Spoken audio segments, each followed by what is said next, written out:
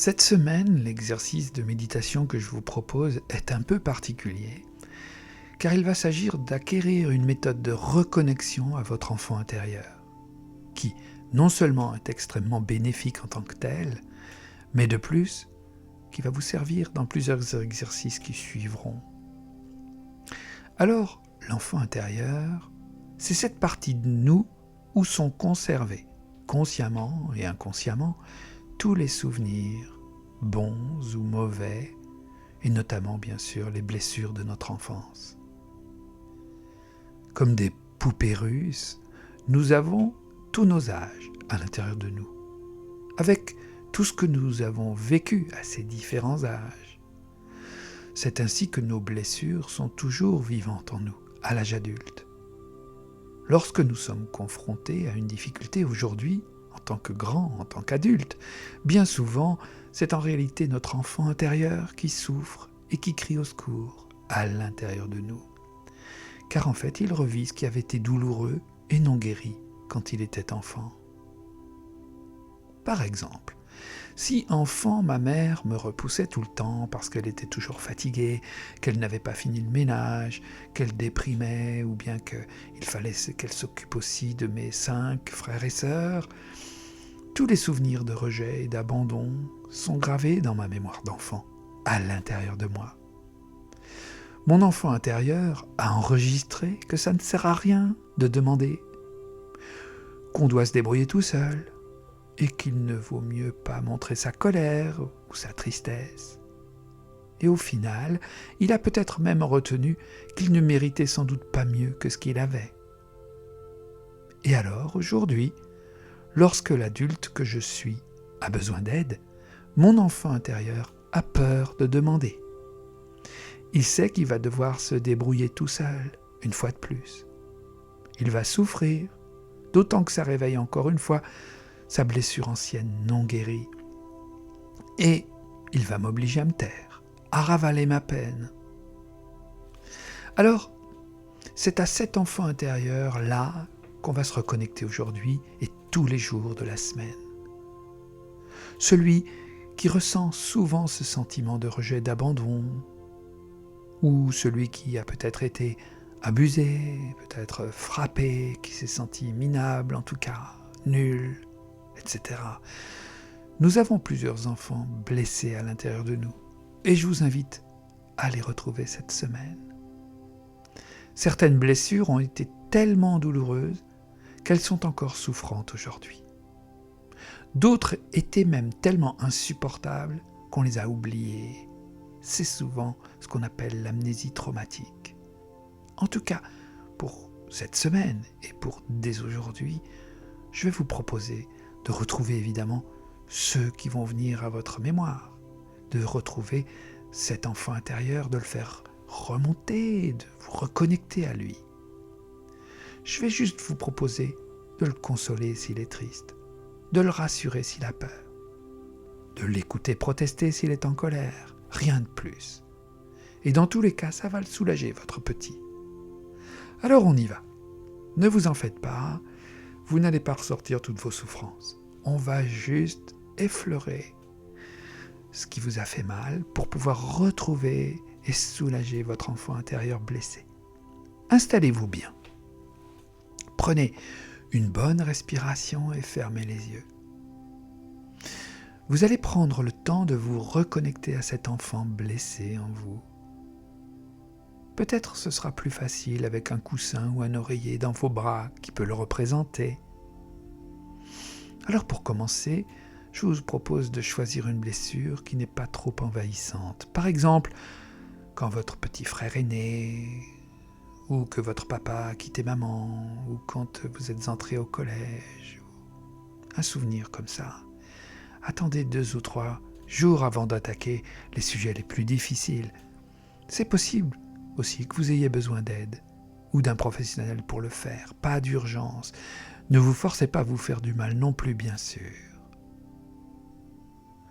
Peut-être aussi aurez-vous besoin d'une photo de lui, à l'âge où il a connu cette blessure.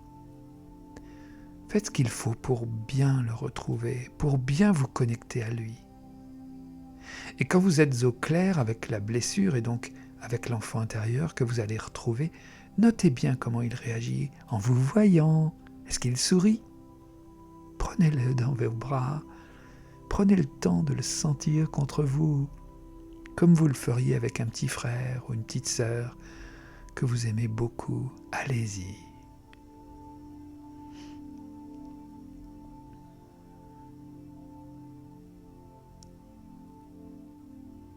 Et quand vous le sentez bien contre vous, dans vos bras, je vous invite à lui dire combien vous êtes heureux de le retrouver. Il y a de fortes chances que sa blessure soit une blessure d'amour, qu'il ait manqué de tendresse et de bienveillance quand il était petit. Alors, c'est important que vous lui donniez tout d'abord un petit peu de cet amour qui lui a tant manqué. Dites-lui combien, au fond, il est merveilleux. Je parle de lui au masculin car je parle de votre enfant intérieur. C'est évident que ça peut être un petit garçon ou une petite fille, ça va de soi. Dites-lui combien vous comprenez aujourd'hui qu'il a manqué d'amour, combien vous regrettez de ne pas vous en être occupé avant. Dites-lui, en fait, ce que vous auriez aimé entendre à cette époque-là. Caressez-lui les cheveux, faites-lui un gros câlin.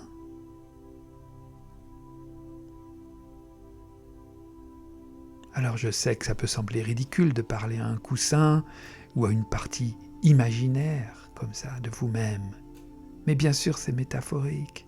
Votre inconscient sait que vous parlez à cette partie blessée de vous.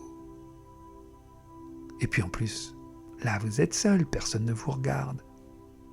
Dites-vous qu'il s'agit simplement d'un exercice et que vous allez pouvoir rencontrer cette partie de vous-même en imaginant simplement qu'elle est là. C'est comme si vous parliez à votre inconscient, et c'est d'ailleurs ce que vous faites. Parce que votre inconscient a stocké en mémoire votre enfant intérieur, comme dans un disque dur, où tout est enregistré. Tout n'est pas toujours conscient, c'est le propre de l'inconscient. Mais quand l'adulte que vous êtes aujourd'hui lui parle comme si c'était une autre personne, votre inconscient en fait une autre personne. Il se décentre de vous, défusionne et comprend très bien qui vous parlez. Parce que l'inconscient adore les métaphores. Il s'exprime d'ailleurs avant tout en métaphores. C'est pour ça qu'on aime les contes. Si cela vous aide, vous pouvez considérer que votre enfant intérieur est une métaphore. C'en est une, bien sûr. Dans tous les cas, et c'est ce qui compte, c'est grâce à cette métaphore que vous allez pouvoir établir une relation avec cette partie blessée de votre inconscient, avec cette partie de vous-même. Allez-y, retournez-y. Retrouvez votre enfant, prenez-le sur les genoux, dans vos bras à nouveau. Dites-lui combien vous l'aimez.